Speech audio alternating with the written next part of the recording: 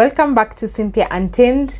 This is your youthful and educational platform where we have conversations with and about children and young people in Africa. Thank you for staying tuned as always. I'm your host, Cynthia Nyongesa. Are you a law student who is either in university or at the Kenya School of Law and you've been wondering what the dress code is for lawyers? I know the information is out there already, but the day you're going to do your oral examination at the Kenya School of Law, trust me, there are all these stories you're going to hear about outfits. Of course, you'll be given a guideline, but I also wanted to share with you what my outfit looked like so that when you are up for your orals, whether it is in 2022 or in the coming years, you have an idea of what you need to wear. Of course, because I'm a lady, what I'm going to wear is a lady's suit, but the same rules really apply for men. So please follow along. All right. So the first thing we're going to do is to look at the dress code, just a brief overview. So every profession has a distinct mode of dressing. As you can see, pilots, doctors, clowns, whatever profession it is you work in, you have your dress code.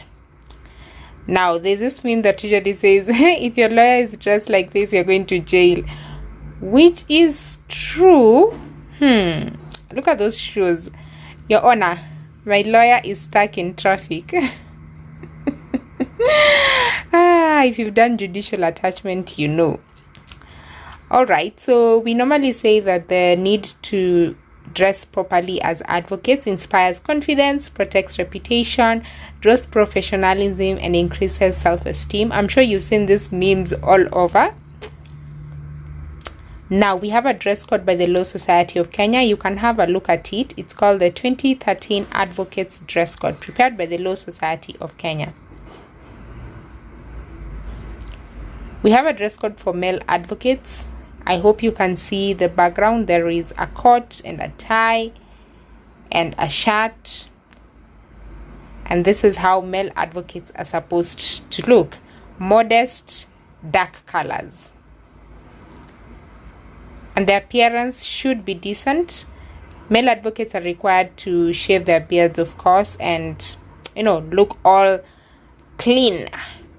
And then female advocates have a similar dress code for real, just that female advocates can either wear a trouser or a skirt, but advocates, whether male or female, are required to have a white shirt with a bib, as you can see what the lady there is wearing. If you are a female student who's hoping to be an advocate someday, don't worry, you can still wear your headgear, as you can see in the picture, as long as they comply with the dark colors of the Law Society of Kenya. So do not be worried that you will be kicked out of the profession because of your dress code. It will not happen. You will be fine. Hijabs are allowed, of course. And then footwear for female advocates should be comfortable and elegant. Black, tan, gray, navy blue, or brown in color. And for male advocates, clean, black or brown in color, of conservative height, and quality leather. Emphasis on quality. Always make sure that they're repaired and polished. These are not allowed. If you are a fan of Crocs, like me, I love Crocs. Do not wear Crocs at all. And these nice glass slipper shoes, not allowed at all. And so many other kinds of shoes are also not allowed, as you can see in the picture. When you're appearing before the Court of Appeal, the wigs shall be optional, but you have to wear plain white collars and plain black gowns. All right, so does the dress code matter? Yes, you are addressed by how you dress.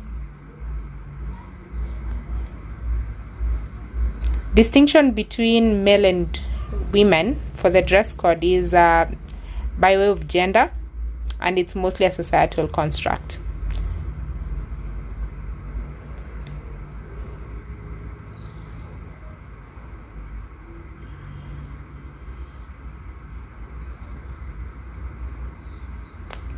There's been lots of debate about how advocates should dress. If you've looked at the last 10 or so years, there's been a drive to get rid of the wigs, but that has been evolving. Chief Justice William Mutunga said there was no need of wearing wigs. Chief Justice David Maraga brought back the wigs. Chief Justice Martha Koome is more of in between. So you wear the red gown without the wigs. The wigs are optional. So I guess it just really depends on the person who's the head of the profession at the time, or the head of the judiciary at the time. And of course, then you can go and research more on the history of wigs. It's really a traditional concept. There's all this story about black robes, white collar shirt, and wigs being reserved for certain members of society. And lawyers call themselves the learned friends. So of course, they had to dress distinctly. There's a black robe, which is commonly seen, especially when you're having election petitions. There's a white collar shirt. There's a wig. The big wig is usually reserved mostly for the Chief Justice, the Speaker, and then the smaller wig is for advocates. Usually depends on their rank in society. So the bigger the wig, the higher the rank in society.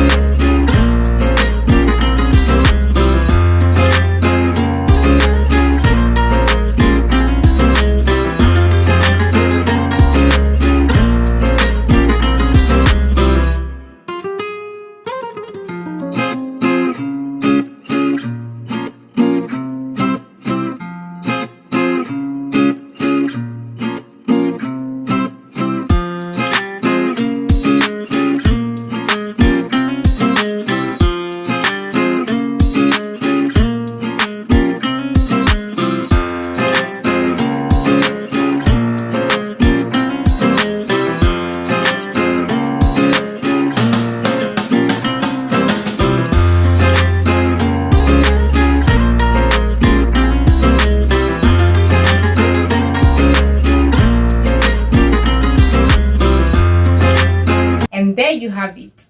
What do you guys think of my outfit?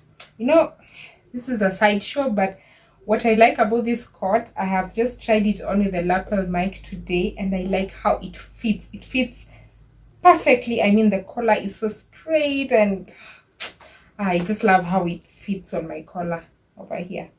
It's like I'm not even struggling to put it on my coat. But what do you think of the outfit? I personally loved it. I'll give it a thumbs up, and I'll leave the link to where I got it down below. I'll also leave the contacts. Just to mention that if you are a Muslim student who might be going for orals, you might not be so comfortable in these kinds of suits. So the average skirt is knee length, but what you can do if you're a Muslim, you can make your skirt a bit longer up to the ankles or wherever you feel that is comfortable, and then you can just tell them to make it a bit baggy for you. That is allowed. And then you can wear your headscarf that is in a dark color, preferably black or any of the dark LSK colors. The other option you have is to wear a buibui. What's the long dress called? Is it a buibui or an abaya? Yes, that dress. So you can wear that one. Just make sure it's straight and it's of a dark color, and then make sure you wear a jacket like this one on top of that buibui, and then have your headscarf. That is also allowed. For shoes, you don't have to wear high heels if you're not comfortable in high heels. Personally, my inches I think were like 2 inches long, because I was just like, if I wear 6 inches, I might really struggle on that day to stand. So I was like, okay, I'll get 2 inches long, just a small heel, kitten heels specifically, but you can also wear flat shoes. That's okay. Just make sure they are of the right colors. I'm curious to know what you guys wore for your oral exams, whether it was in 2021 or in previous years. Did you wear the lawyer navy blue? Did you wear a black suit? I'm curious to know. And if you are an upcoming student, basically this is just a guideline for the dress code that you need. I am 100% sure it is the right dress code, because, well, it's my first recent decent suit. So I'm pretty sure that the colors were right, the outfit was okay. Plus also because I followed the LSK guidelines. So there you go. No need to stress. Next time you want to make a suit as a lawyer, as a law student, this is what you need.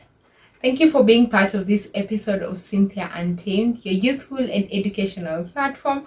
Do make sure you tell a friend to tell a friend. Follow me on Instagram at CynthiaOprah_Nyongesa, on Twitter at Cynthia_Oprah, and make sure you check out the stories of young change makers on CynthiaUntamed.com.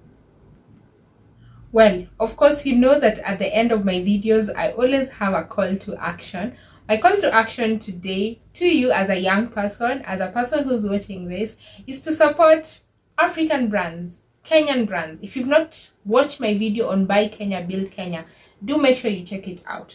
So the other day, I came across these journals on Instagram, and I thought I just loved the simplicity and the difference in what they bring out when it comes to journals. I'm not really a journals person, but I thought, you know, the way guys get admitted to the bar and you're always thinking, what should I get for my people? I know gifting season is always difficult. So my call to action today is for you to support Kenyan brands, and I'd just like to highlight this scroll that I came across. And this is not a promotion, by the way. This is not a paid ad, but I'd just like to talk about it because I love it. Now, look at it. It's beautiful. It's so beautiful.